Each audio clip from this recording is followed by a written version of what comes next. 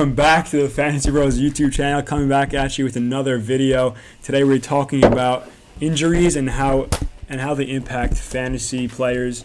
Who is the first player we're going to talk about? First player we're going to talk about is Kyler Murray. We don't know how serious his injury was, but he hurt his shoulder, potentially with a similar injury to. He played through it. Yeah. But if he's out, McCaffrey hurt his shoulder also in a similar way. I doubt it's as serious because no one's really talking about it. And he does have a long week to recover because he played Thursday night. So hopefully it looks good for him. I think he'll be fine. Joe Burrow, he tore his ACL. Definitely out for the season. It did not look good, and so for fantasy-wise, Tyler Boyd, T. Higgins take a massive hit, as we said. Is benchable. Yeah, they've gone from top fantasy wide receivers to bottom tier, and so they're not really startable at all. Another player out for the season, Rex Burkhead. He was carted off the field. We don't know exactly what happened. He may have tore his ACL also. He had a knee injury. It boosts James White for sure, Sony Michel and Damian Harris. Both we have to wait to see how they do in that backfield for sure. Juju, we have no idea what happened with him. He may have injured his ankle. It definitely boosts the rest of the receivers on the team. Absolutely. If he's out a couple of games, Deontay Johnson and Claypool, they benefit a ton. And also, I don't know how many more targets Deontay could get. I think he'll get more. We'll see. Juju is also Ebron is a tight end if you need one. And I don't know how serious this one is either, but if it's serious, then it's a big deal. Julio Jones is he went out in the first quarter, didn't come back until the last 10 or so minutes of the fourth quarter, and went out again at the end. It affects Russell Gage saw 12 targets with Julio out of the game. He's not the wide receiver one without him. Ridley's still the one, but it boosts the other receivers on the team, and it hurts the rest of the team because Gurley didn't get any goal line carries in this game. It was a bad game all around against the Saints. It also positively helps the GOAT Young Wei Koo. He had 3 field goals. That was the only points in this game, and one of them from 52. So that was good. Some past injuries. Drew Brees didn't play. It doesn't look like he's coming back for a while until at least if the playoffs, which they will make. So and that benefits Michael Thomas, it looks like, because Taysom Hill found his favorite target in Michael Thomas. Might hurt Kamara. We'll see how they game script him. Not one target in this game. So he had 1 target, 0 catches though. So I don't know what's going to happen with him going forward. Montgomery is coming back this week. Nothing special. We'll see. We'll see how he does with his schedule. He has a great schedule, and so if he can't produce, then he's just a terrible running back.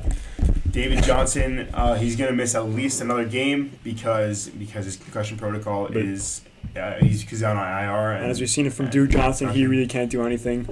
Once David Johnson's back, I think he's a start. The problem is the league's running back suck. So we'll see how hard they're gonna play. Yeah, it's a little interesting. Don't start Duke. Kenny Golladay, he may play this week. They're playing. Are they playing Thursday? They're playing Thursday against the Texans. So it's tough. I don't think he's going to play. But I doubt he plays this week.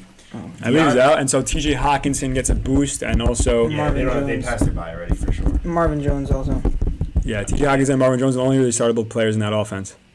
So DeAndre Swift, I don't see him missing this game. I mean, he was questionable for Sunday, and he missed it because he couldn't pass concussion protocol in time.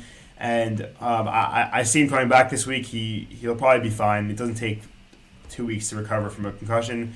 So I'm hoping he's in. He gets a nice matchup with the Texans, and he can run all over them. We'll see. Deebo Samuel, he's been out for a little while. Hopefully he's going to come back this week. It hurts Ayuk. But not really, though. I still love Ayuk going forward. They're very similar receivers, which is why I think it'll hurt him. They play the same role pretty much.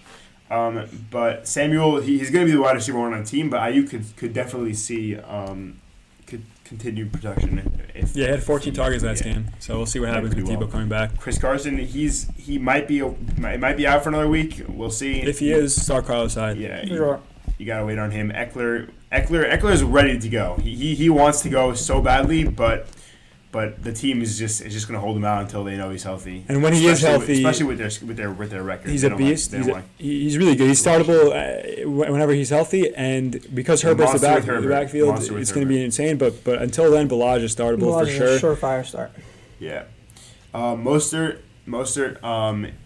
is hopefully coming back soon. He's been out for a while. He's a monster. He's Ever since he went on IR, the target date was this week following the 49ers bye. This is the week that they plan on bringing him back. We'll see. And once he comes back, he should be the primary back in the backfield. No one else is startable besides him. And even him, I might wait on a little bit. But if you're thin at running back, definitely start him if he's back this week, and hopefully he is. Teddy Bridgewater was questionable for this Sunday. He wasn't expected to play, but it looks like he'll be back. Next week.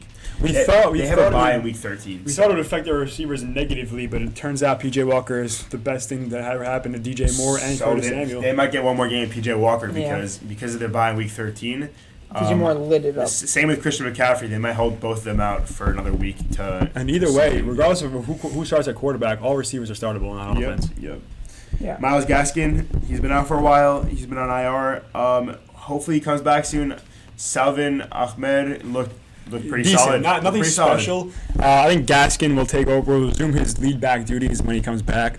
So, and then Salvon will be droppable at that point. Fantasy Pros says they don't think the Dolphins should give Gaskin his job back because Ahmed looks like a starting running back. I disagree. Interesting. I happen to disagree also. Myles Gaskin looked pretty good in his starts. When he started.